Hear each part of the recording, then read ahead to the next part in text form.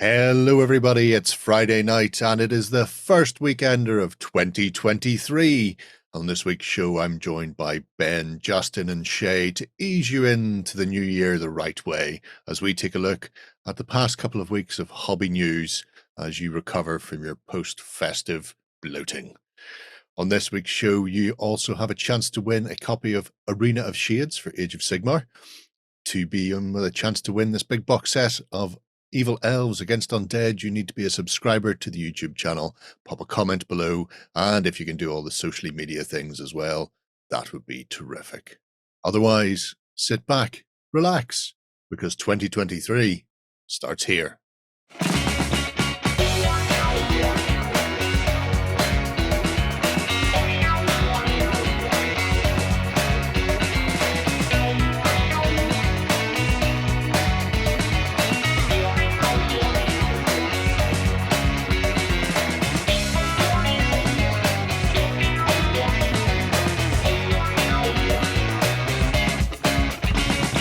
Hello, everybody, and welcome to 2023. Oh, my God. Year. Didn't see that one coming, did you? Unless you're paying close attention to the numbers, which case get ready for all your twos to look like threes. Well, yeah, there is that. I get around by just never mentioning the year at all. That way I can't be pinned down or defined in any way, shape, or form. I hope you've all had a fun festive period. Yeah, way too much. Yeah, me too. Is there such a thing as way too much? I've heard a good ab workout technique. There's a lot of colds and flus going about at the moment, and if you get like a really strong one and just cough your way to abs. I see. So right, that's a little tip for all you people out there thinking, what can I do to lose some pounds in January? The other thing is you can just throw money at miniatures. That's a good way to lose pounds. Well, here's the problem, Jerry. If I cough too much, I might throw my back out now that I'm getting older. Oh, there we go. Yeah. Shocking stuff. I now have images of Jerry stood in one of those like 1930s women's slimming machines, you know, that kind of vibrates. Oh, while also going. Not looking like Arnie in his prime. Yeah. Yeah. Next time we're doing a Let's Play, you are girly men. It's excellent. Steak and eggs, steak and eggs, and steak and eggs. That's what you have for breakfast. Just in the big unitard with the two. But anyway, enough of that. We are back. We were away for a little while. If you weren't paying attention to the site, I can understand that, to be fair. You know, it's Christmas. It's the time to unplug and spend some quality family time. Mm-hmm. So they tell me. Anyway, we did throw a couple of Let's Plays out while we were away, including Judge Dredd, the crime-fighting Mega City 1 game. Oh, that looked fun. It was fun, but who damn. Myself, Shay, and Poe played it like a week later at the club, and we played with the special judge rules that we mentioned in the Let's Play, where they changed things up, and we had a bar of laughs. Shay, who are you playing? I was playing as Judge Fish. Judge Fish. Deputy Chief Justice Judge Fish, who I will point out took down Judge Death. Oh, wow. I did. Impressive. What, all on your lonesome? Fish. Yeah. No, Paul helped me. No, I think Paul helped me. Yeah, because I don't know why, but for some reason the Wally squad were getting very annoyed with me. I was playing member of the SJS. I was just trying to make sure that all the judges were doing their work correctly. But anyway, there's a cracking little Let's Play up, and it's a really fun game. It says 6 players max, but you get like 7 in the box, so you can pick and choose. I'm pretty sure you could probably have. I think actually, if you have more judges and less crimes on the board, things could turn brutal a lot faster, because there's not as much, you know, oh, you just go there and I'll go here and we'll both be judges together, we're friends. There'll be a lot more, I'm taking that perp in and I'm going to watch him beat you up first, because that's amusing. Anyway, so yes, if you fancy checking out the 40th anniversary of Ian Livingstone's Judge Dredd, that's up on the site. But we are going to kick into 2023 with the most important part of the week/year so far, and it is our Indie of the Week. And this week, we're going to take a look at some bloody miniatures. Ooh. And bloody lovely miniatures. So we're starting it off gently. So, as is my want in life, I was looking for other stuff and found bloody miniatures. It's how these things go. I just imagine you grumbling and going, just to hell with you, go bloody miniatures. Ooh. Yeah, well, generally my Google searches are like paragraphs long. Dear Google, I would like to find some miniatures that work with these ranges. Anyway, so I came at these from sort of an oblique angle, but these work beautifully for English Civil War, Border I'm Reavers, immediately on board. 30 Years War, things like that. So the range itself is sculpted by Nick Collier, who's done some outstanding work in the past for people like Harlequin and Wargames Foundry and the Assault Group. He's done other English Civil War ranges or this period for other companies. So this is made specifically to match into Bicorn and Renegade. Annoyingly, Renegade are no longer operational, which is how I found this, because it mentions Renegade on this website. Okay. Hopefully Renegade will come back because there's some World War I figures I really want / need. But these things are sent to try us. You can see those lovely little pictures scrolling past there. We'll get into more of those in a little while. That's a lot of the painted images are done by peers. Oh, cool. So it's quite nice. But yeah, so these are 28mm English Civil War styly figures sculpted for skirmishy games. Pikeman's Lament, things like that would probably be quite good. Obviously, the Border Wars under Reaver Moon, they could be used in that as well, which is a game I've recently picked up. But the figures themselves are absolutely gorgeous with a really nice amount of detail. Where's our arrow? There's our arrow. Second scrolly. There we go. And I've done this. We don't have Lloyd this week. I have another indie with terrible pictures. Oh. The pictures on this one are really nice and big, and Lloyd shots and painted shots and all sorts. You're going to keep that one for when he returns. So once Lloyd gets back, there'll be something with like penny black sized stamps. I mean, you've got to do something in the new year to put that blood pressure back up to where it needs to be. Oh yeah, without a doubt.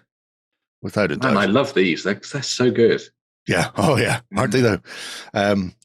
So these have been, I think they've done several small Kickstarters.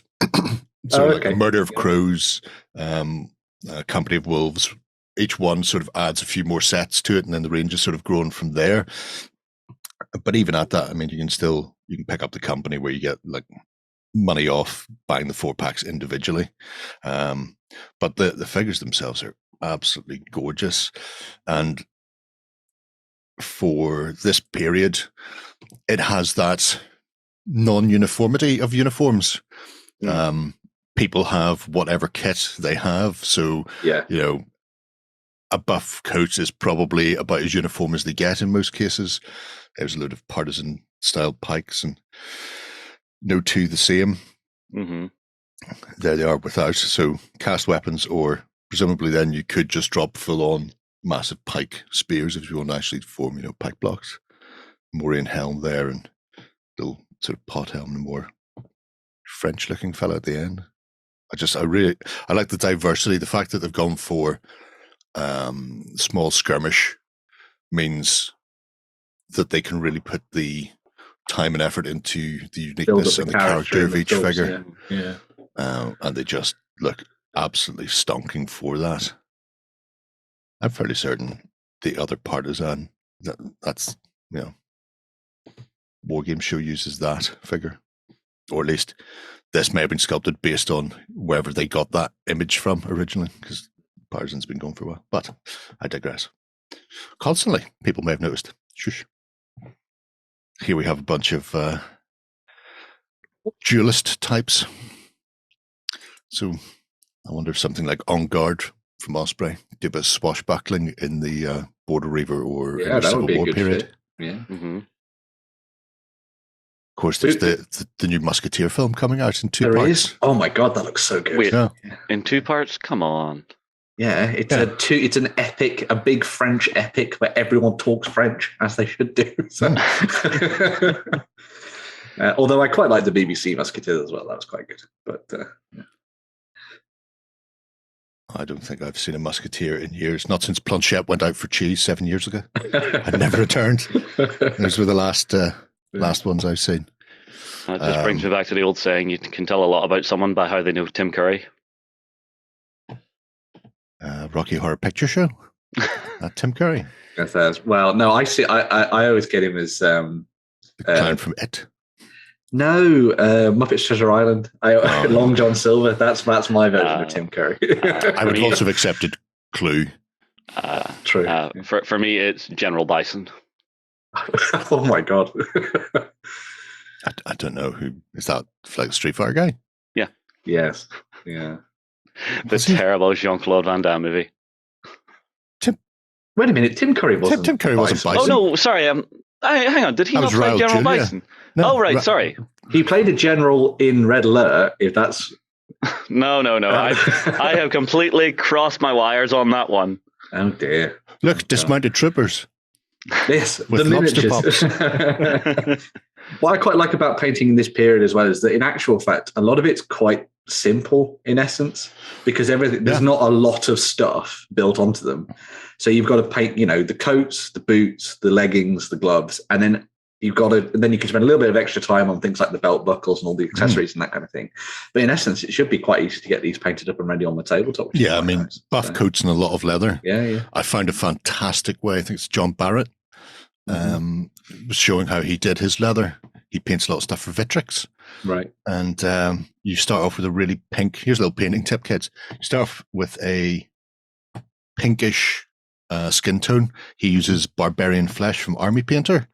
And once you've got a nice solid coat of that, so if you put it on thick, one coat. If you put it on, two coats, if you put it on thinner. Yeah, just dip it. Once it's dry, you get Vallejo's sepia wash. Flood it, wait for it to dry, flood it again, wait for it to dry. And if it's like a big belt buckle or whatever, you'll notice that it will sort of sit in the middle and then you go big belt. Then you can just go down with like a third if you want to darken.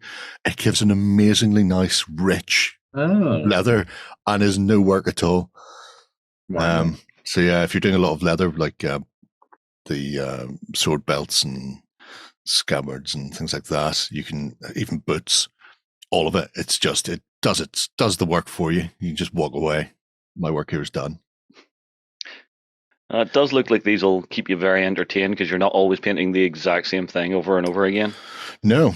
Like I said, mostly we've been looking at the people who are more sort of standard, shall we say, for the period. However, some of the more recent stuff they've done moves over the border into the Highlands, and we'll get to them in a minute, and they look... They're the exact opposite of everything Ben just said.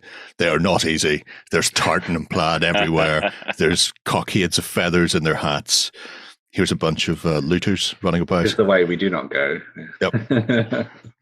Look at them. We can tell they're not parliamentarians. They're drinking. No, that's true. Clearly they've just raided the local inn. Yeah. They look like me in stages over Christmas. Presents, booze. Taking this back to my room. The gallant ladies. Yeah, that's cool. And the village people. I love the naming of these guys as well. Oh yeah, the Flying Pickets, because obviously that's a band. The archipelago group. No, just me. No, all right, okay, just you. Leave you to that children. One. Absolute children.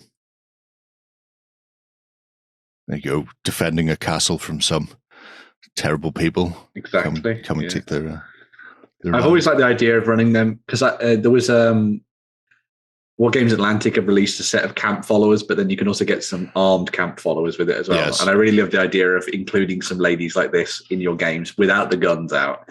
And then the scenario is that you're trying to loot the camp and you're like, it's just a bunch of civilians there. And then it's like, guns. And then oh, wait, didn't know I was in America.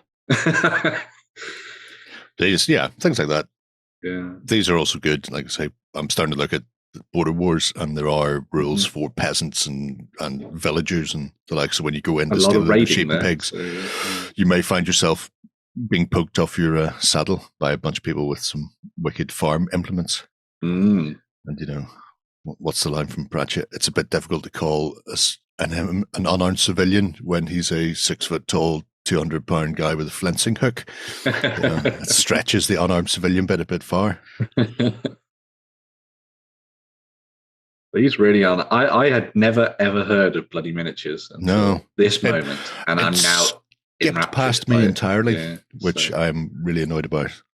I do like that the weapons are separate from the main miniature, so that you can sort of mix things up if you get a couple of sets of these. Yeah. Yeah. Yeah, you can alter things, or even, like I say, change the weapons they have altogether. Mm. You know, if you want to press gang these into a militia pike block, you know, unarmored civilians, then you just swap out for spears instead If of you can these. use a Or just pitchfork, you keep can use a those. pike. Yeah. Keep them as is. I really want to see the Scots now, though. There's the chorus of disapproval. That's most of what we've just seen. Here we go. So here's the Scots. A bonny light horseman. Oh, it gets better than that. The descriptions that go with, there was one for the Black Douglas and a few friends, and every line it gets progressively more Scots. Come hey down from the Brun. These guys, obviously, you know, Covenanters, perfect for English Civil War, but again, late Border Reaver period, just the start of the 1600s, you can get away with them in there as well. With musket, claymore. I've just seen how the URL for this is copy of a copy of the Gallant Ladies. They're clearly not bothered too well with this. You gotta love it when an admin doesn't update it. Maybe these are Gallant Ladies. That's what they do on their day off. To be brutally honest, if our URL's updated in the same way, you'd find every post I made is a copy of a copy of a copy of a copy. That's something you did 6 years ago. Because that's how I work out how posts get made. Right. That's so good. Yeah. I never want to have to paint tartan. I'm just going to put it out there. I never want to paint tartan. Why not? It's just because I would go blind. No, it's super easy. Barely an inconvenience.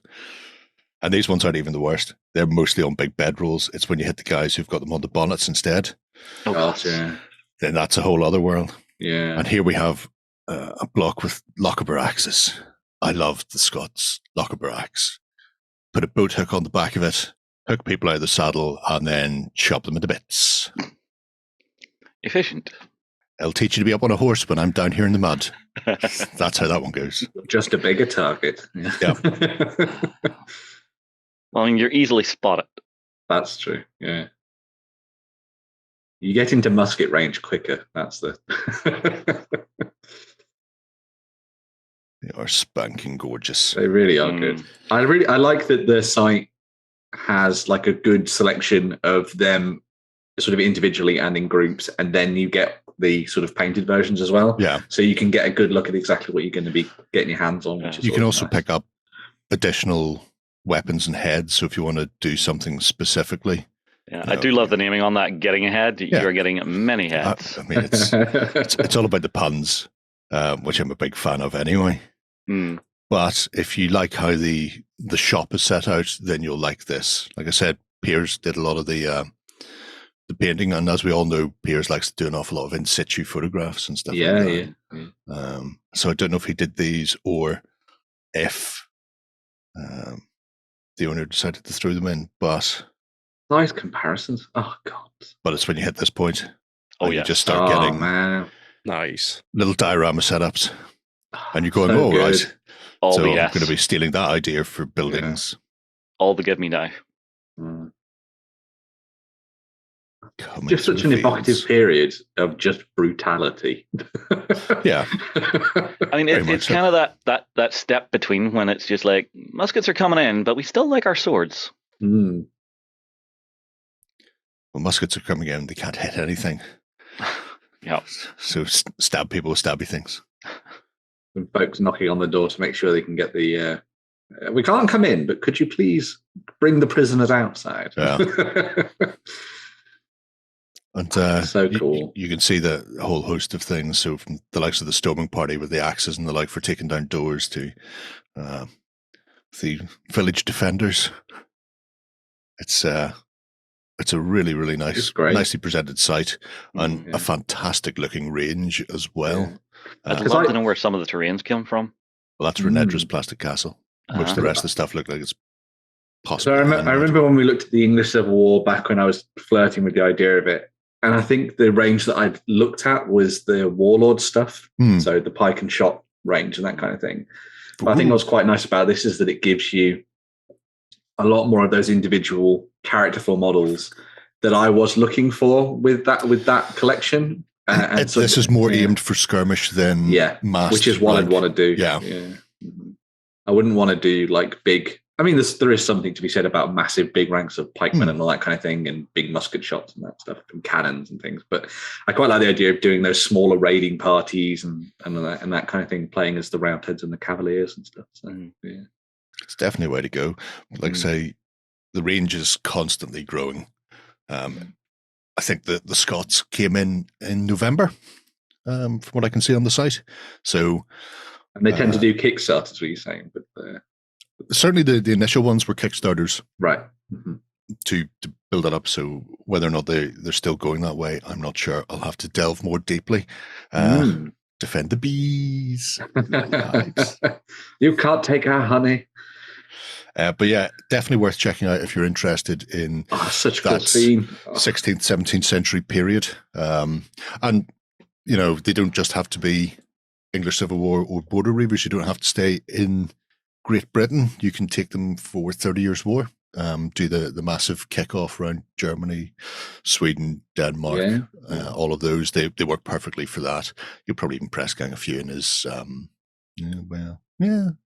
press gang a few in as conquistador types, maybe. Depending on the model add a few in question. Feathers. Depending on the model in question. Anyway. But there we are. That's bloody miniatures. They're bloody fantastic. Good start to the year with that one. Very good. I think so. Right. I'm spent now. We should take a swish. And when we come back, we'll be having a look at the news. Coming to you from the center of Northwestern Europe. Covering board games, war games, card games, and all that you love. It's the news. Hello, everybody. We are back with the news.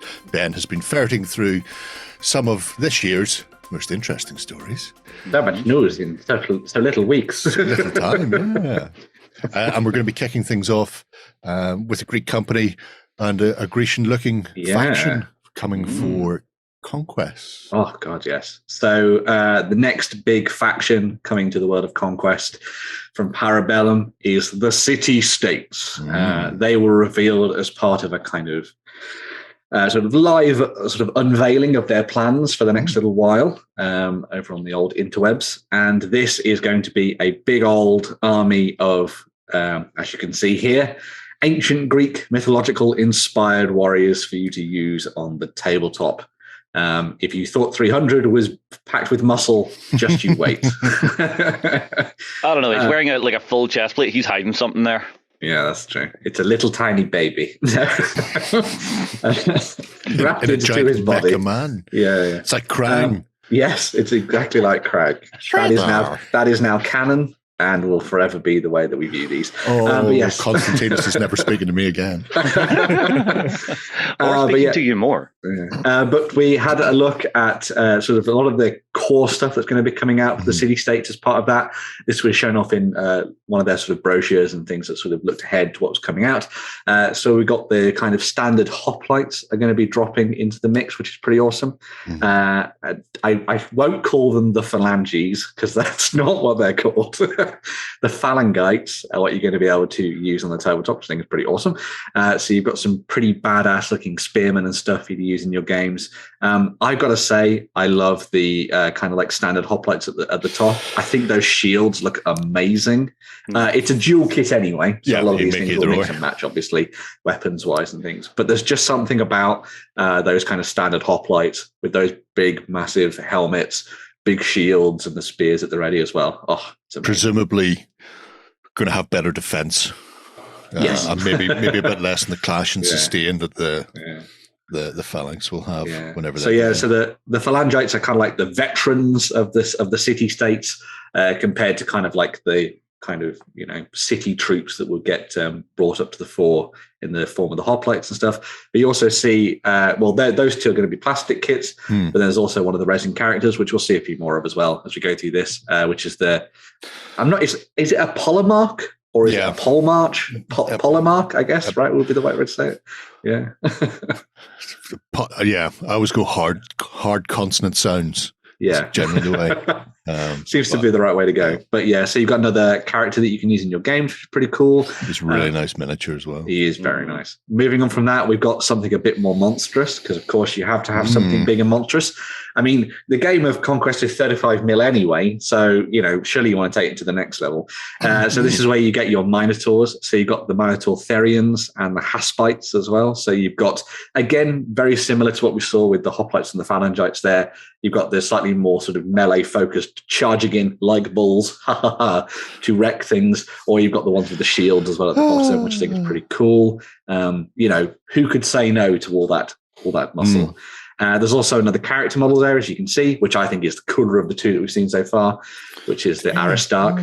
I wish he was more animated, but I quite like the helmet style, and I love that he's got the shield by the side and that kind of thing as well. He looks very stately, which is nice. So it's the transverse crest, does it? Mm-hmm. It is. It just looks amazing. Yeah. So you've got some sort of monstrous units, but then taking things to the next level, there's even more amazing stuff. Bear in mind, I've just told you that this game is 35 mil.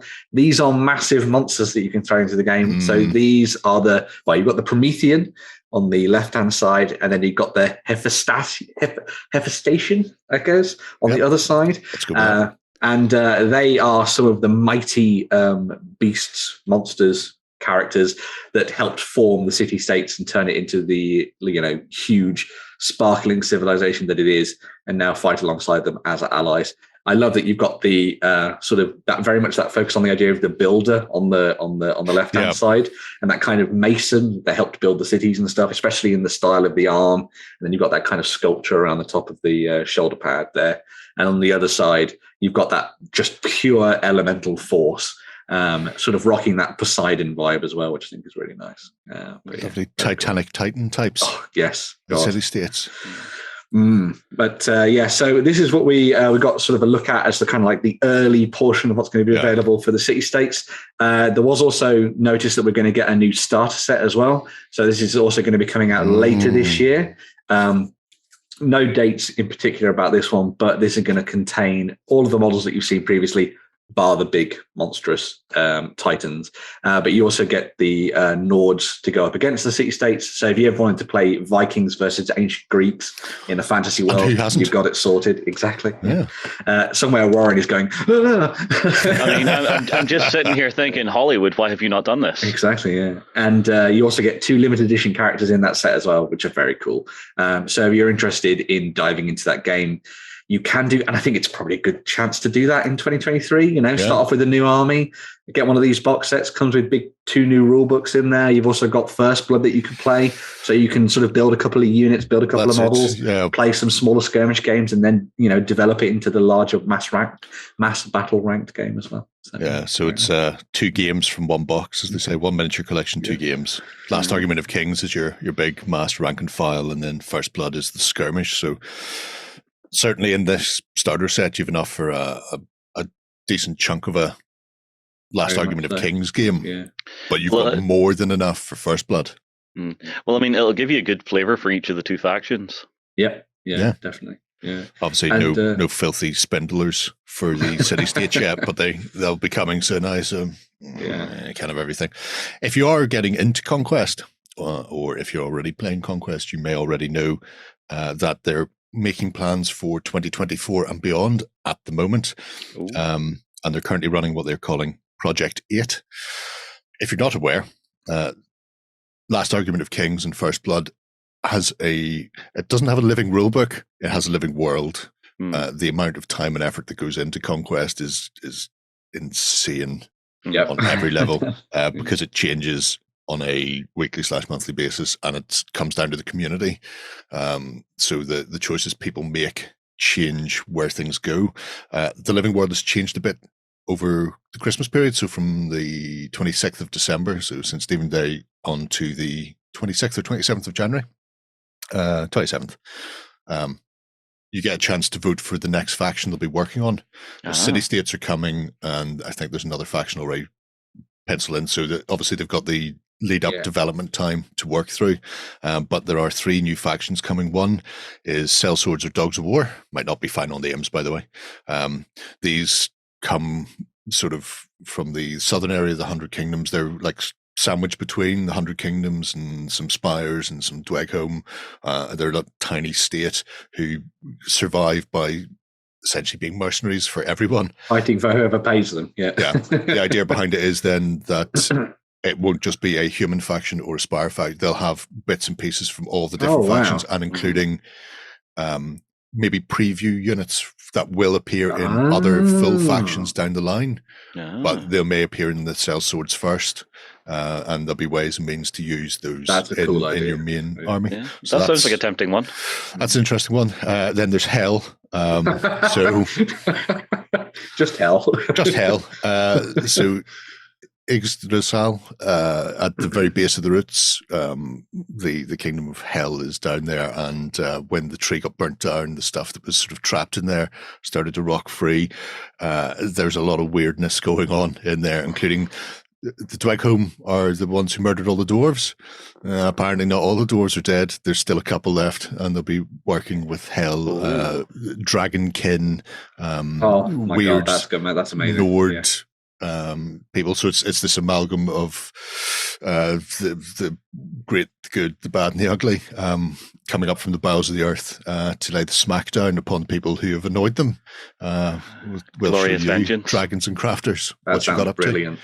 Yeah. And then finally there'll be the Sorcerer Kings. So in Indian or Arabian,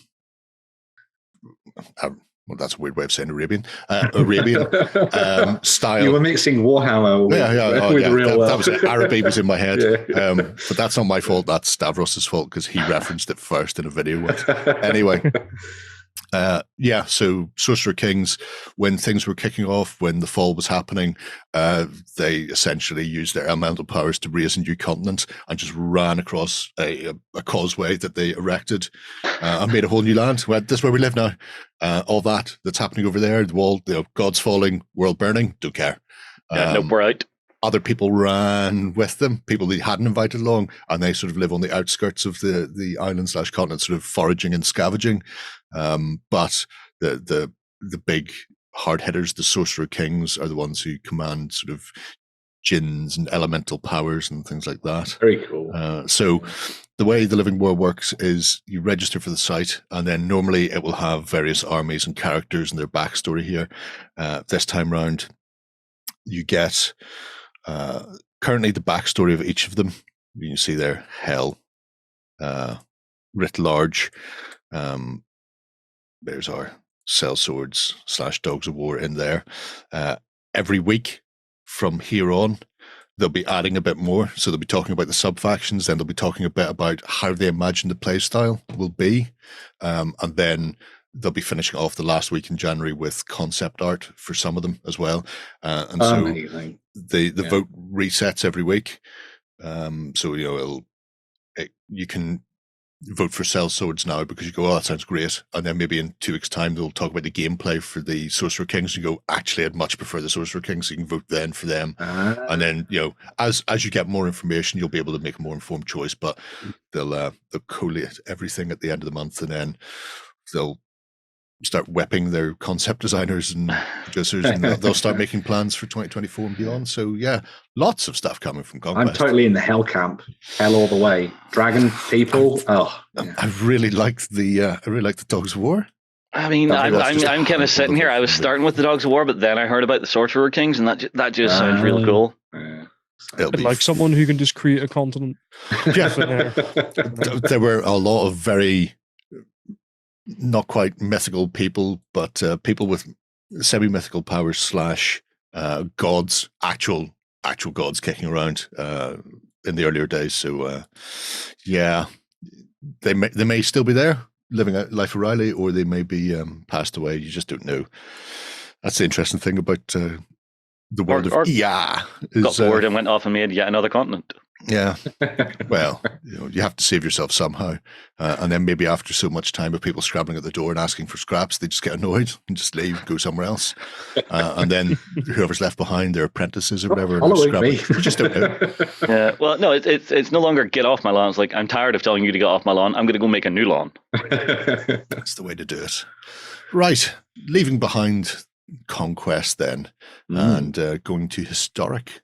Yeah. Eureka have been up to a bundle of stuff for World War II. They have been. So sort of over the last little bit of 2022 and the start of 23, we've seen a new range arrive on the Eureka Miniatures web store that looks at developing the World War II era Chinese, which is a faction that I don't think a lot of people necessarily pay a lot of attention to, really. But this is sort of expanding what's available for use with the Chinese during World War II across a huge selection of different things. So they've done a lot of the kind of core stuff that you'd want for an army to get you started, essentially. So you've got your officers, you've got your riflemen, you've got your special weapon team. So you've got machine guns, you've got mortars and all that kind of good stuff as well. You've even got like suicide bombers, essentially, that are going to be running forward and blowing up tanks and all that kind of good stuff.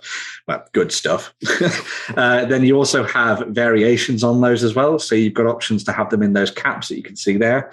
But then there's also a selection of the Chinese troops that ended up getting issued with German helmets as well, which is kind of interesting. So there's options and stuff within the range they've developed, and it's quite extensive when you go and look at the web store for playing out roles as the nationalists, the communists, and the warlord Chinese, alongside those who then ended up fighting alongside the Japanese as sympathizers as well, and fighting alongside them, which I think is quite nice. As I say, the collection has sort of been growing for a while, and it's kind of landed in a big bunch of just come and get everything that you'd ever want for the World War II Chinese. It's all here, essentially. And it comes with a whole range of different weapons and different options in there as well for you to have fun with. All 28 mil, all metal as well. So it should work alongside a lot of stuff that already exists. And as Jerry's about to show as well, you can see the breadth of stuff that they have on offer at the moment. They have said, well, they've done artillery crews and things. When it comes to playing with artillery for the Chinese, they recommend going to get a bunch of the World War I artillery stuff, because that tends to be what they used. So you could use that as part of your force. And they've also said that they're going to be working on a set of Chinese guerrilla troops as well. So if you wanted to be sort of sneaking around in sort of half civvy, half military uniform clothing, battling against invading forces, then you can also do that as well. But if you've ever been thinking about the Chinese during World War II, there is a big selection of options for you to go and pick up from the folks over at Eureka, who have dropped it all in that lovely big bunch at the moment. So. They do these things every so often. I can't remember what they call it, where essentially they go, we've got an idea for this. Yes, like these sort of things, and then they take like pre-orders of people, although I don't think they charge you until they hit certain caps. They go, we want to do World War II Chinese. Who's in? And these were suggested by someone, as you say. So it'll cost you $100 to get whatever it is. When we get 50 people or 75 people or whatever it is, then we can actually go into production. We'll charge you. So they use those to sort of generate interest for smaller ranges. Beyond the stuff that you would normally see. So there's always that one where people go, oh, why is somebody doing Imperial Romans again? Why aren't they doing Dacians?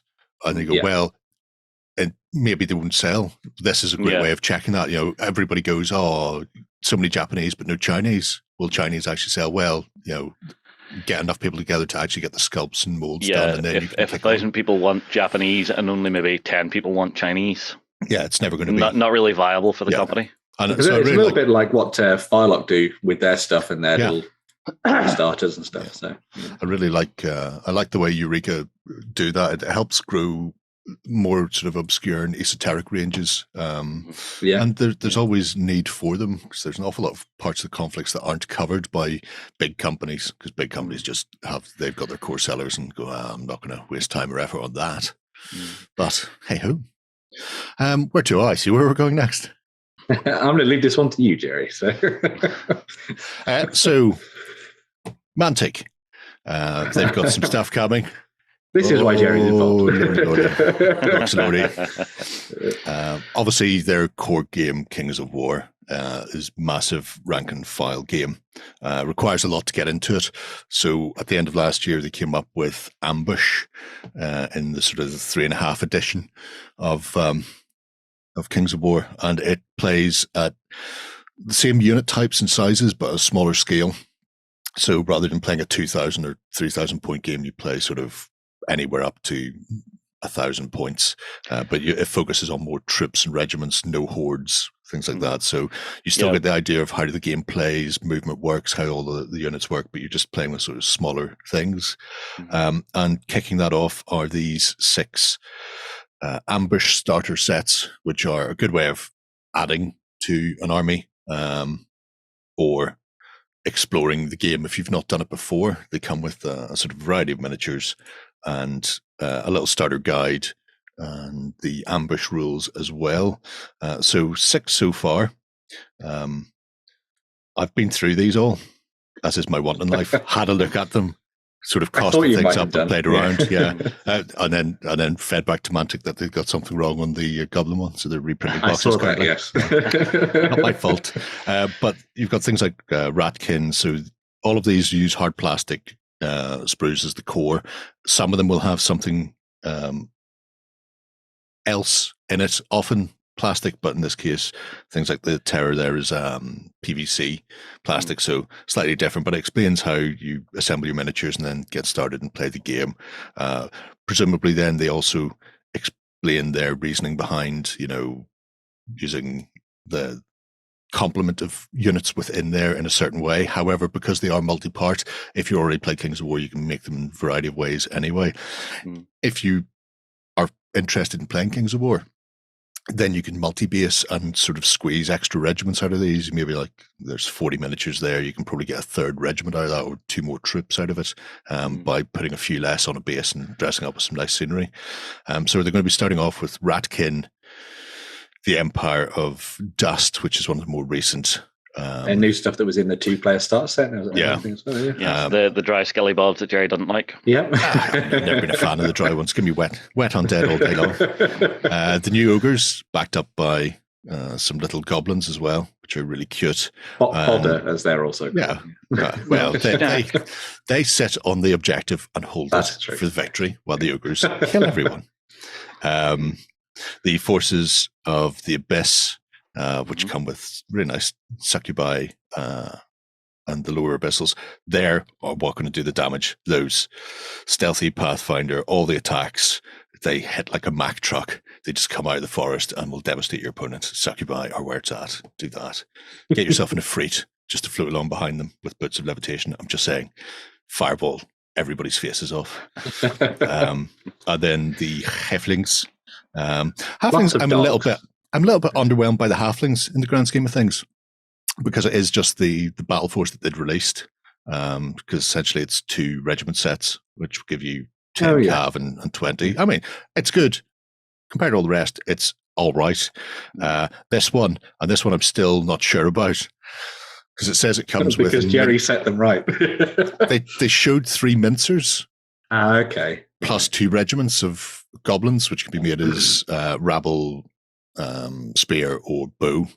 The 3 mincers have just been released. It's a new kit. It's the new Goblin Chariot / Mincer set. That Mincer set is the same price as that box by itself. Oh, wow. So that wasn't right. So I went, that's not right.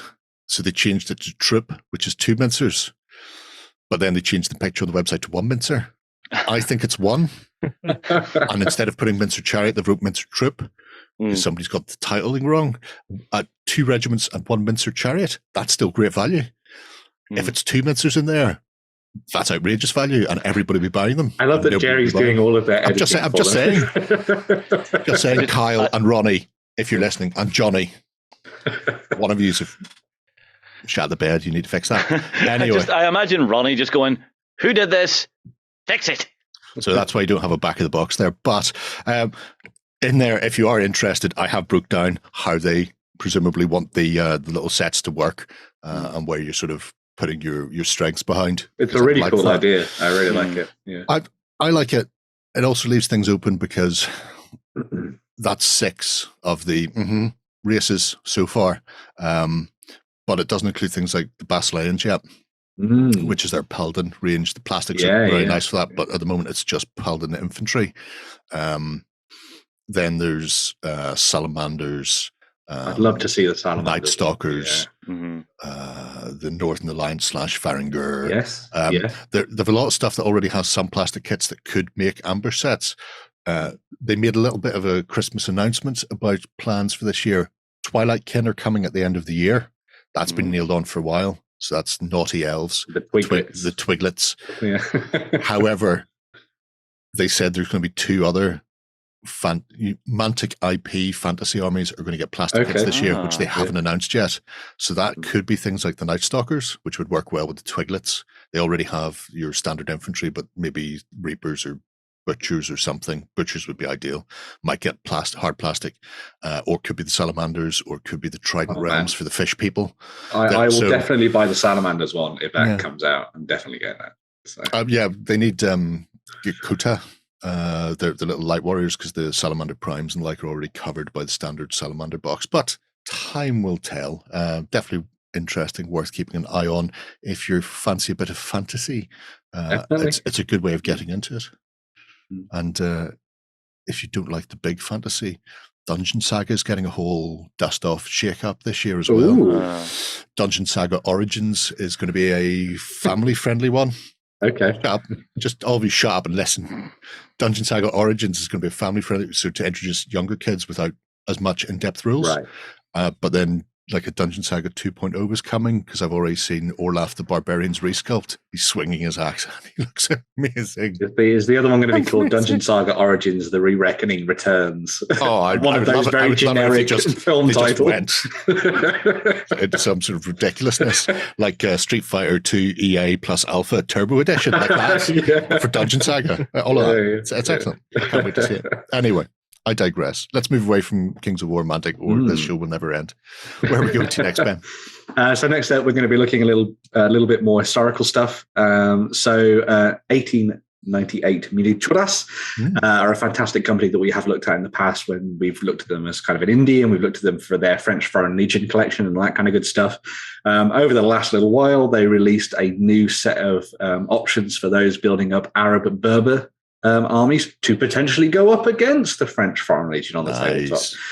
So we got a whole selection of new metal miniatures for you to play around with. You've got your new command miniatures that you saw at the top that can be sort of chopped and changed with different weapon options and things if you like, which I think is quite nice. So you can play around with that. Obviously, that guy with the flag could either be holding a rifle or a flag, probably, I would imagine. You also then get a bunch of additional options for your sort of standard line infantry, essentially. So you've got your riflemen there come with a range of different weaponry that can either be wearing the turbans, as you see there, or you can have them with their lovely caps, if you prefer, which is a nice little additional set. Obviously, you can mix and match these as you see fit. Keeping them in one unit isn't necessarily a thing. Just throw them all together and play around with them. Yeah. Yes. They're just people that have picked up guns and decided they probably want to do a little bit of fighting. Well, as you can see by the various ages of the people in here as well. So. See, I do like that in the previous picture, there were a couple of guys who were just like unsure of holding a rifle. It's just like, what is this? The second guy in, the guy with the hand behind the head going, I don't know why you gave me this. What am I meant to do with this? Well, in a nice little twist. Yeah, in a nice little twist, there's also this set with obsolete rifles. Nice. So these are like muskets and all that. Yeah. So these are the guys that have been we will fight. We will save the land. Here, take this. We don't know how it works, but have a go. You'll figure it out. Again, another guy with the hand behind the head just going, why am I here? Exactly, yeah. But I really like this kind of stuff because it kind of builds on the flavor and the sort of area that you're fighting in and the theatre of war that you're sort of playing your games in, which I think is really nice to see. Yeah. Finishing things off as well, there was also a casualties set. So if you want to go away from using dice to mark wounds or fatigue or anything like that in your games, I think a good way of doing it is having some really nice pieces like this. So you've got a poor chap who has been shot off his horse, or maybe the horse is sleeping and he's having a nap. You also have another horse who's clearly bending down to eat some grass, not dying, and then a couple of other chaps that have been shot in the chest as well. So you've got some nice options for those people who want to either have sleepy horses or dead horses, which I think is quite nice. So yeah, some really good stuff there. And as I say, if you're interested in that kind of period, make sure to go and check out more stuff from 1898, because their French Foreign Legion stuff is chef's kiss. Amazing. I have some that I'm doing unboxings on, so you'll probably see them on the channel in the not too distant. And then at some point I'll probably want to get them on the table as well. So it's just a case of something like, I think Blood and Steel might cover them, in which case that will be easy, because it's should be, because it's like early 1900s, it's late 1800s, early 1900s. Yeah, it's the right period for the almost like it's in the name of their company. So. Yeah. A good thing about it is, if it's a period you're not particularly familiar with, 1898 do really detailed history and breakdown. Yep. So anytime you're starting a new period, one of the first things in historical gaming is to go and, where do I find what the uniforms were, what the forces were made up of, how did they fight, that sort of thing. And they do really nice potted histories, including breakdown of uniforms and stuff for things like the French Foreign Legion on their site. Very in-depth. So they're really they're big into their gaming, and so it's not just here's our shop, it's here's our shop plus here's all this information that you don't have to go looking for. So it's a great way of doing it. Right. Rounding things off. Yes. Yeah. Much in the way of 40Ks. Yeah. 2023 is turning out to be, well, at least this portion of 2023 is turning out to be a fairly big one for fans of Warhammer 40,000 and the Grim Dark Future. This weekend, pre-orders go live for a new book. This is the start of the Arks of Omen campaign, which is the new kind of pushing forward of the storyline within the world of Warhammer 40,000. The first book is Abaddon, who is a bit of a baddon. I noticed he's doing the Joey Tribbiani spell the fart acting. Yes, he is. Well, I mean, he's a baddon, but we're hoping the books are good. Yes, that's true. So this is going to continue the storyline and showcase what's happening as Abaddon and Vashtor have come together to lead their assault on the Imperium with their eponymous Arks of Omen, their massive ships, their void craft that have been turned into essentially huge floating gun platforms to blow up planets, really. I mean, Abaddon's already blown up one planet with a massive ship, so why wouldn't he do it with the rest of his fleet?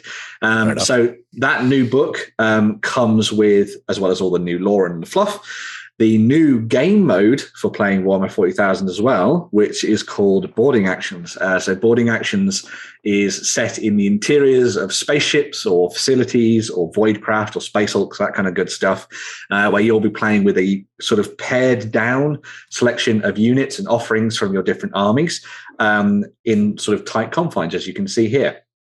Games are going to be set to 500-point limit. And then within that, you get the choice of essentially different options. So you can take 0 to 1 HQ, 0 to, I think it's 3 troops, and the same for elites. There are no big heavies in here, no monsters, no vehicles, obviously. Although apparently you can take Primarchs. There we go. And you'll essentially be playing out big, tight, sort of close quarters battles within structures, as you can see here on the tabletop. So it'll be time for Primarch to fit down some of those corridors. Exactly. You know, Robot Gulliman-sized corridors. That's the way to go. In an interesting sort of twist to what we sort of saw as the kind of previews for this. Games Workshop actually put together an article looking at the boarding action rules that you'll be able to dive into as well. So if you scroll on, that's the one, yeah.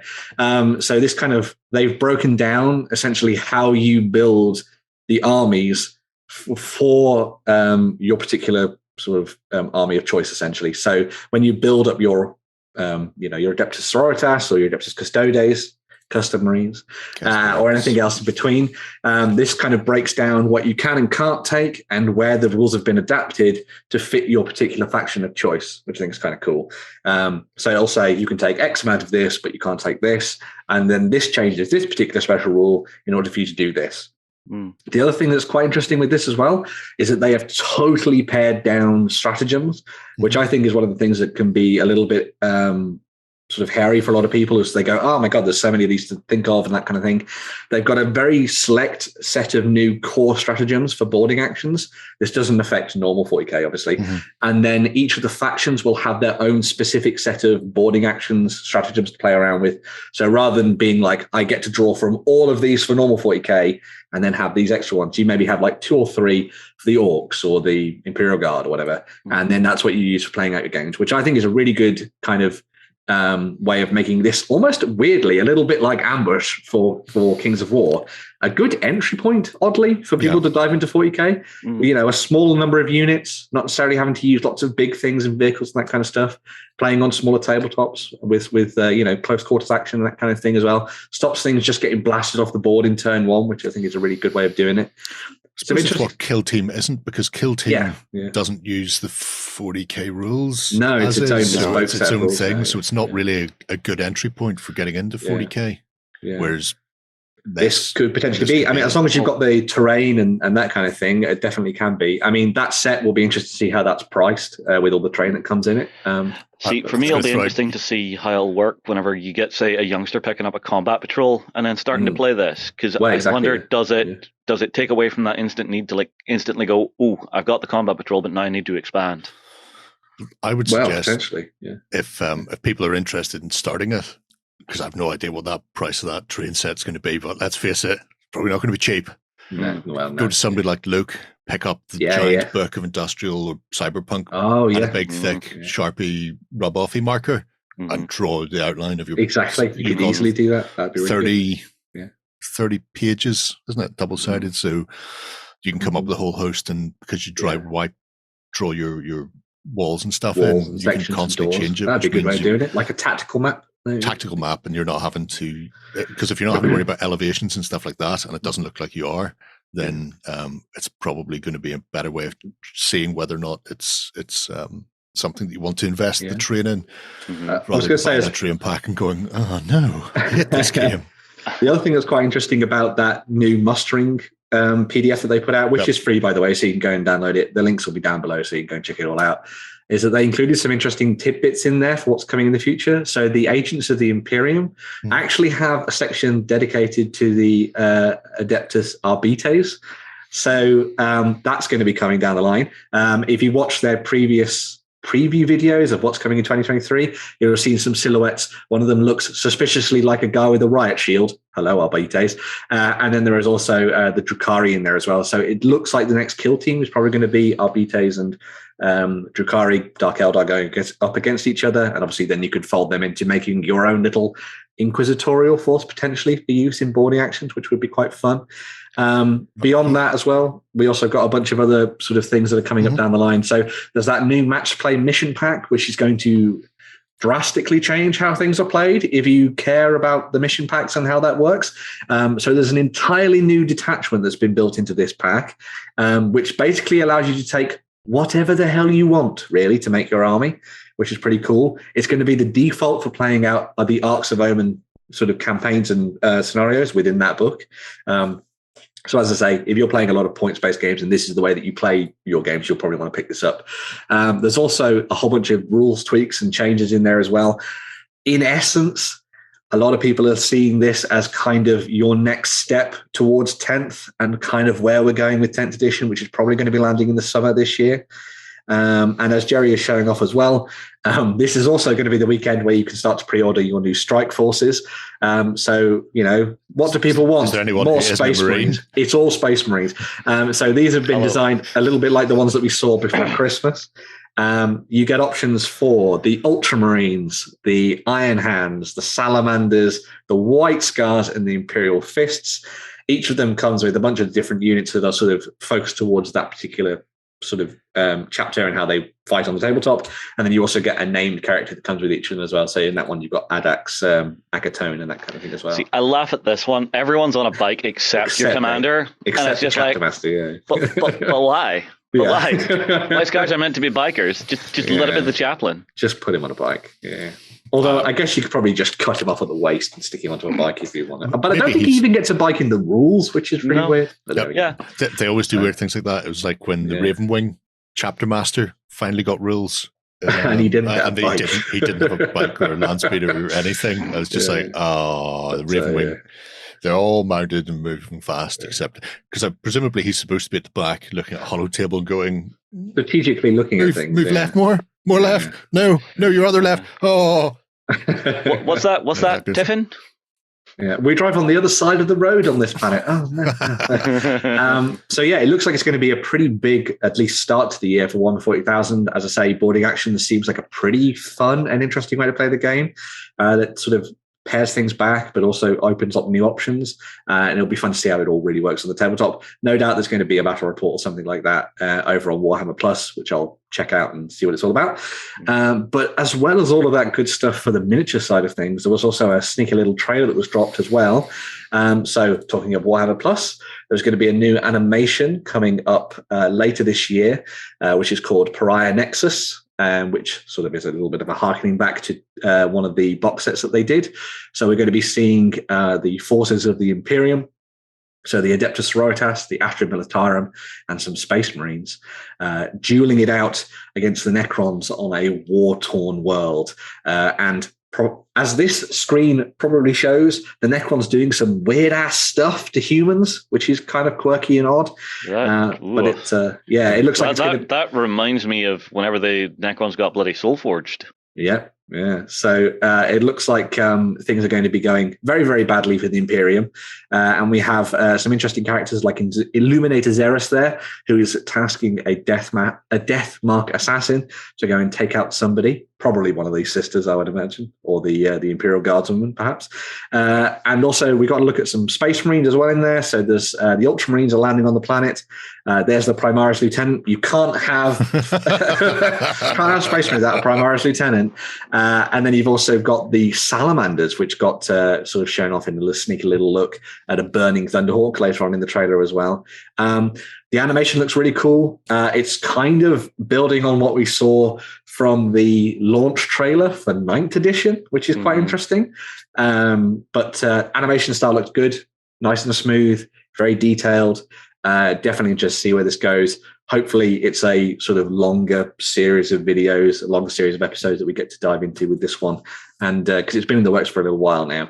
And looking forward to it. Should be good.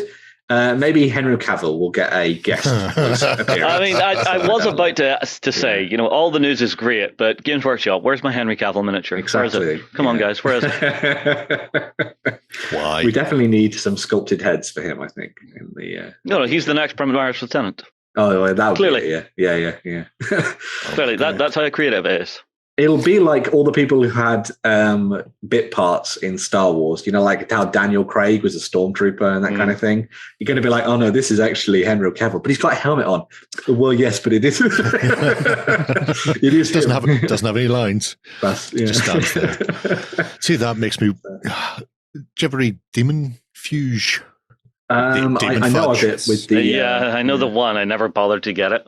It was an amazing comic, fantastic. It was the Harlequin in that as well, was it? Yeah. Towards the end, spoilers. But seeing that, just going, why did they not do that story? That story was great. Inquisitor Silas Hand was amazing. Oh, I would love Demon Fudge. Demon Fudge was would have been well, an you never know story. So Henry Cavill. I'm very it's a day for not being able to pronounce things, isn't it, Ben? Well, is this like related to Cruella de Vil? Well, maybe, yeah. He's a big fan of a lot of Black Library novels and things, and now he's in charge of what they do in the future with this. So if he's got a book that he likes, I'm sure it'll be him. I'm hoping Eisenhorn or maybe Pariah. Yeah, but Jay, what about Pariah? Oh, yeah. I don't care. Just do Eisenhorn. The thing that's been pointed out as well with the whole Henry Cavill thing is it doesn't necessarily matter if it's bad, because as long as it's done and it looks kind of cool and it kind of gets people interested in 40k, that's essentially what you want, really, I suppose. It would help that it was also good, but as long as it's not Space Marine bad. If it's Space Marine bad, or is it? Well, no, it's called Ultramarine, wasn't it? Yeah. Oh, that was a terrible. Big callback. Oh man, yeah. That was bad. That was really bad. Yeah, and it was terrible that they, even though they had some big names on that. Very true. Yeah. If you say John Hurt was in that. I cherish my ignorance. Yeah. Good. I'm sure that's Maintain the innocence. film that he wants to be remembered for. if it was that bad. It's like John Hurt, star of Ultramarine. Everything else in his catalogue of work. Right. So yeah, lots of 40k stuff coming down the pipeline. Interesting stuff. I'd love to hear what you folks think about boarding actions and that kind of good stuff. And also, obviously, all of this is available for you to buy from store.ontabletop.com. So yeah, there we go. Right, and Shay will put candy in your package for you. He will. If you ask him nicely, he'll even suck on a few of the sweets first before he puts them in. Of course, pre-sucked to make your chewing easier. Right, we are going to disappear for a moment, and Warren is actually going to talk about Luke. Weird how these things go around, aren't they?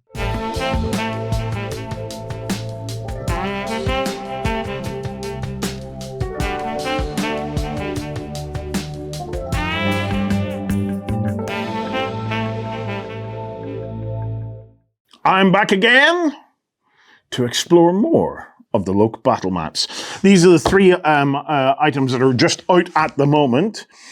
So we have the giant book of BattleMats. We have the castles, crypts, and caverns. Check it out if you haven't already. And then we have the box of adventure. And in this one, I'm going to have a look at the giant book of BattleMats. Right. My Jerry notes. The giant book of battle maps. 62 maps in a lay, flat, wipe, clean book. So we know what the giant books are like. It's a 360-degree spine. Basically what Jerry's saying is you can either lay it flat like that, or you can go like that, which is handy with the big book because, it gives you some options in terms of its layout. Let me turn it over and you can have a wee look at some of the textures that are in it. You can play it individually, or the pages tend to be opposing in this so that you can get 2-page spreads. Obvious entry and exit points, and it's fully compatible with the previous volumes of the Loke BattleMats, whether you go for the big ones or the small ones or whatever. Right, let's get into this and see what it's like, because that's always the interesting bit. Right, so once again, it kind of goes without saying, that the textures are great. There's a real nice use of shadows to create a sense of depth to it all. Remember, the key to these things is convenience. It's that ability to say, right, we're going to run an RPG session or a little gaming session or something like that there. Bam, just flip it out. I don't know what it's like for a lot of you guys, but certainly the older I get and the busier I get and the more tired that I get, it's things like this that really do keep me in the gaming scene. I play a little sci-fi game with my kids, and again, I just don't want a huge amount of setup all the time. I love the terrain and stuff like that. From time to time. I especially love it when somebody else goes to the hassle of setting it all up. But if I have to create a game on the fly, RPGs are a great way to go because, you kind of make it up a lot of it as you go along, and you can flip out a book like this, which means you can get it up and running pretty quick. Now, one of the keys to this particular book is some of the interesting and alternative kinds of environments that you can find yourself in that you can build your narrative around. So here we have a chopped down forest. So I sense something maybe around the idea of a woodcutter or whatever. Crossing the bridge, broken bridge, how are you going to get across it? You already have a narrative challenge and stuff there. And then into an old, run-down, decrepit witch's house, which is always cool. Here we have it's another magical kind of casting area, really, isn't it? So, again, the green always appeals to me because I have lovely Skaven army that I themed around the whole green glowy kind of a thing. So I'm always pleased to see that. Aha! The mines. Really nice. And again, another really interesting, look how diverse this has been, and we're only a few pages in. We've went from a homestead through a chopped forest. We've had to work out how we're going to get across a bridge, found an old decrepit cottage, into a magic cavern, and now into a mine. You know, there's loads of stories to tell here. Throne room. Really interesting throne room, actually. Almost sci-fi like that throne room, isn't it? Yeah, that's very, very cutting edge on the fantasy side, that. Another bridge and into a tavern. So, interesting tavern, that, because it's actually spread across the street. So, big tavern, little tavern. Through into, I don't know, castle. Castle, or your classic Hero Questy kind of dungeon. Very nice. Nice lighting effects going on in these. Isn't that really nice? Yeah. Next up, camp. That's cool. Reminds me of one of the missions from the original Fable, where you had to work your way through a forest and there was a werewolf, and I believe there was a campsite and stuff in that. That's what I would do with that. I have my characters in the campsite and they have to try and survive the night for a dog soldier's kind of werewolf attack. I think that'll be brilliant. Ooh, check that one out. Once again, do you know what that smacks to me of? It almost has a natural Colosseum-y kind of a thing going on. So again, maybe an attack of like a scorpion or something like that. Like something crawling around. Oh, nice. I would even do the sound effects. Ooh, come on, kids. Ooh, check that out. There's a crypt with some stunning lighting effects taking place in there. Wow. And then you break through the wall and you come into this much, much older, much more horrible kind of crypt.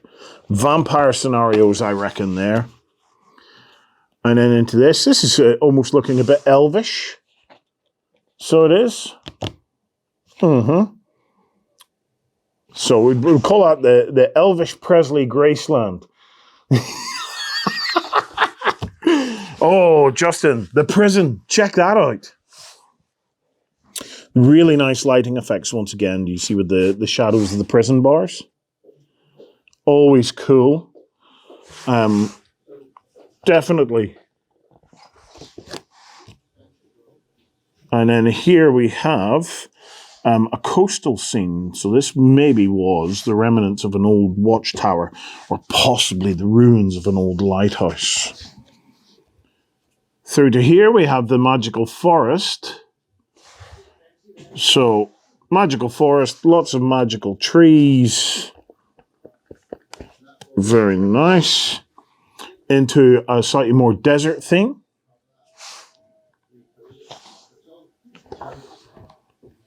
And here we go. We have the coastal scene. So, offloading. It's going to be your kind of your piratey kind of a thing. Through to more kind of groundworks. Is this more coffins or more gravestones? Yeah, so it's another cemetery. Oh, with an actual tomb that you work your way up to into the tomb. We then have I'm getting smacks of the Highlander here. It's like the homestead with the stairs going up, but yeah, it's got that almost like a Celtic kind of feel to the whole thing. That back into another dungeon. That's another classic Hero Questy style dungeon there. Again, vibrancy, pops of color, lots of beautiful little details that as a GM, you can just very quick fire off. You know, you're in the meat. Is the meat going to be poisoned or not? Oh, check that out, dudes. So here we have massive, big-ass fantasy airship. Really nice. Really nice. That would make a great scenario for a travel section between a couple of different areas. Some fairly standard kind of treasure room kind of thing. And I don't know what this is, but it looks like it's got push plates here. Vault door. It's a what? Vault door. Oh, a vault door. So come in from this area, work your way through the vault door if you can, and then into the treasure rooms. Very well spotted, Mr. Justin. Nice. Here we have a little bit more of your coastal kind of area. And then some dungeons with, I don't know, sewers or pools. Ooh, into the far north, winter is coming. So a northern outpost, a northern kind of homestead. Very nice. And you see the way the fireplaces are giving off light into the room? Nice and cozy. Oh, I really like that. Staying with the north, we have stone casting circle. Working your way through the pine forests. Oh, man! And then you take a trip into hell. Dude, that is clearly Slayer's practice room in a fantasy dungeon setting. We just need to fill it with Marshall stacks and we're away. Right, back into some more, I don't know, elvish kind of a feel.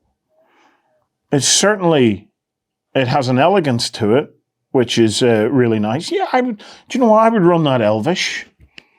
And here, oh, cool. So it's kind of like a circus tent. So, oh, a big ass circus tent.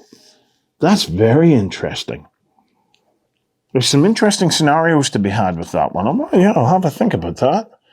And then into this, which is the library. So loads of books all around. Beautifully, beautifully high contrast color scheme on that library. That is seriously nice.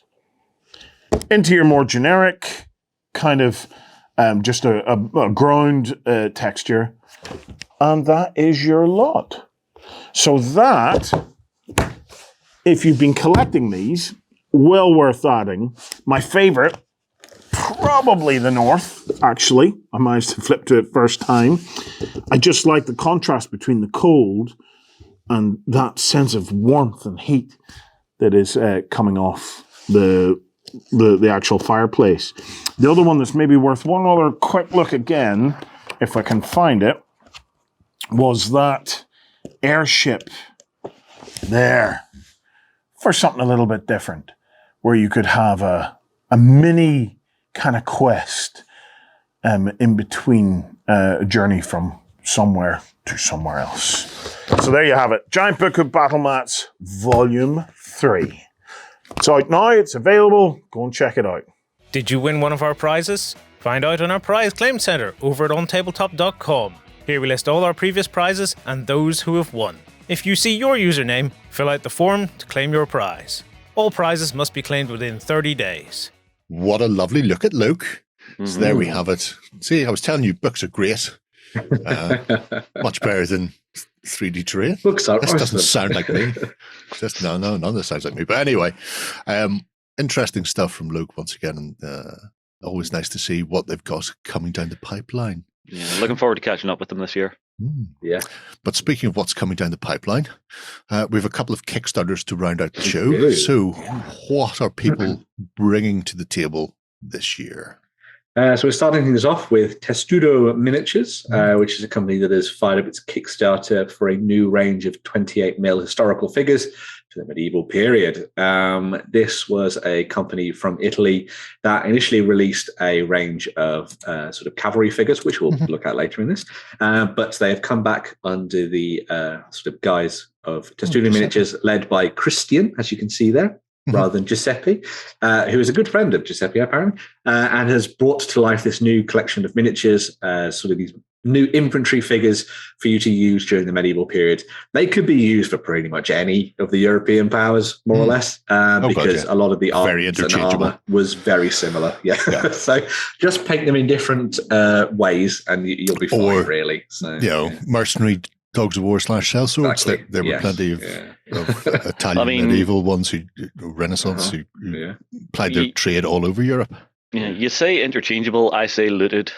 That's also the way to do it. Yeah, I think a lot of things were looted during the medieval period. That's very true.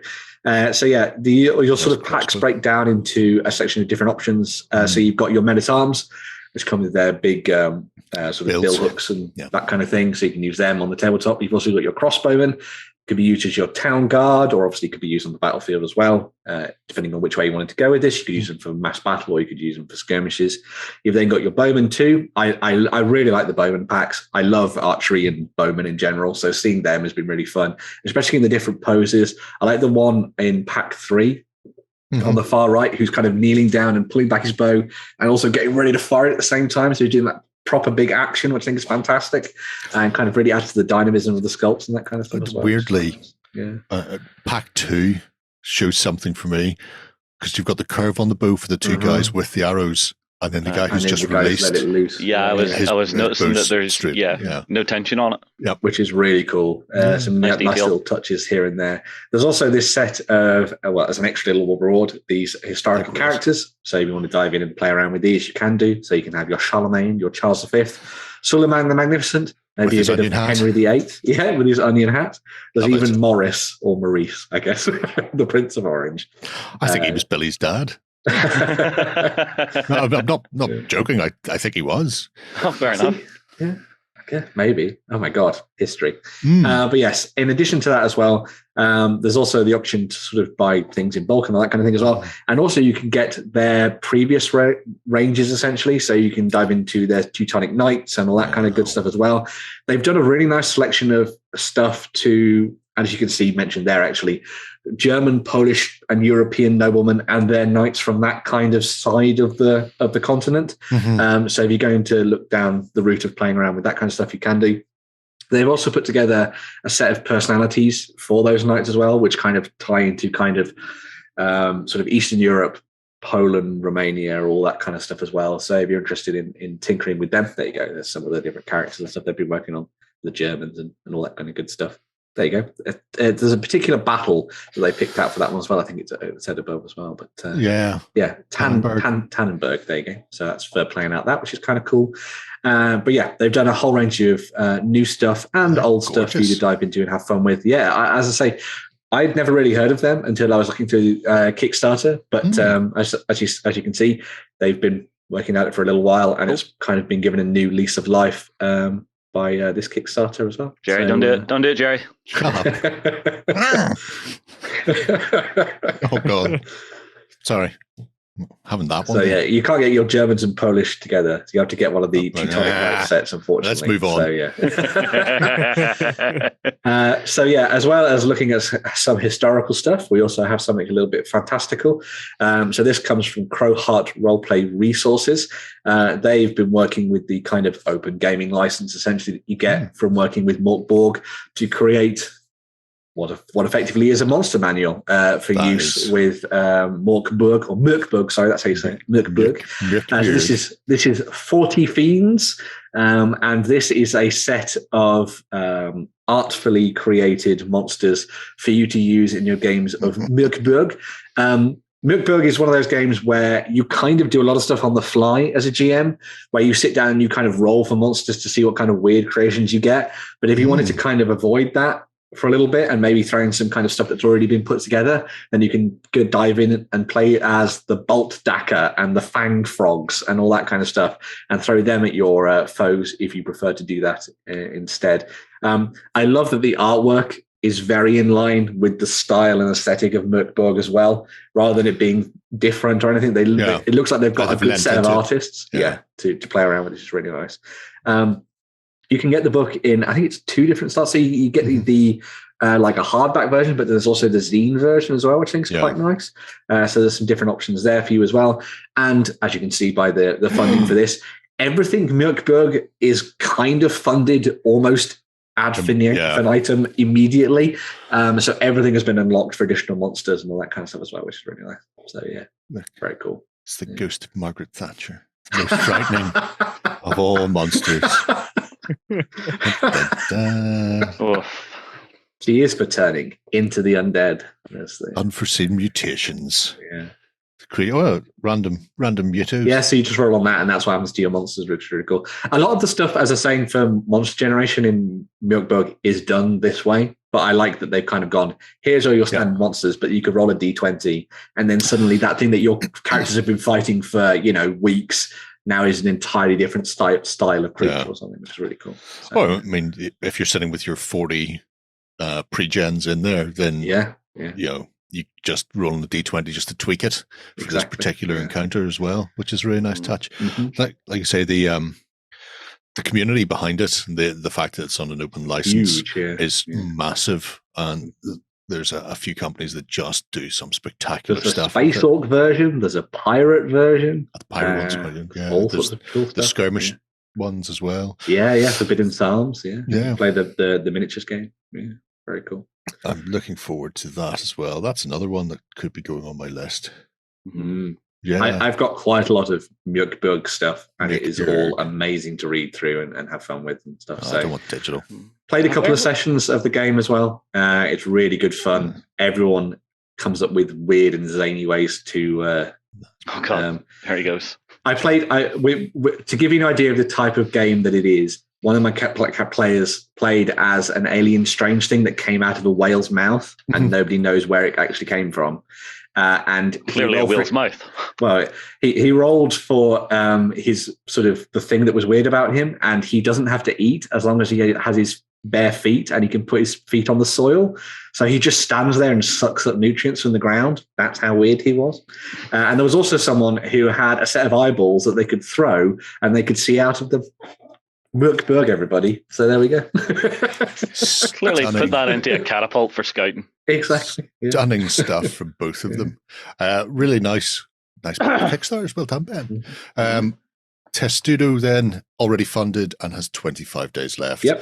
40 Fiends, again, funded massively 39 days left. Exactly. And if you're interested, you can always go over to Testudo Miniatures to pick up those Teutonic Knights, and I'm seeing as that Jerry's doing right now. No, I might not be, but I do see that they have Pavis shields and a mix of other stuff. So potentially you could upgrade your bowman there as well, or your crossbowman. Maybe also a future indie of the week for us to look at as well. Maybe could be. I'll let you know once I get the miniatures and we see. Right, I think that wraps us up for another week. We shall return, however, next Friday for more of the same, but if that's too far away, then why not jump over to OnTableTop.com on Sunday morning and join us for our XLBS as we take a gentle hobby meander in the comfort of your living room. Until then, have a great week of gaming. Bye-bye. Go ahead and check out our other content on screen now. And while you're at it, why not hit subscribe and remember to ding our dong. Go on, you know you want to click it. Go on.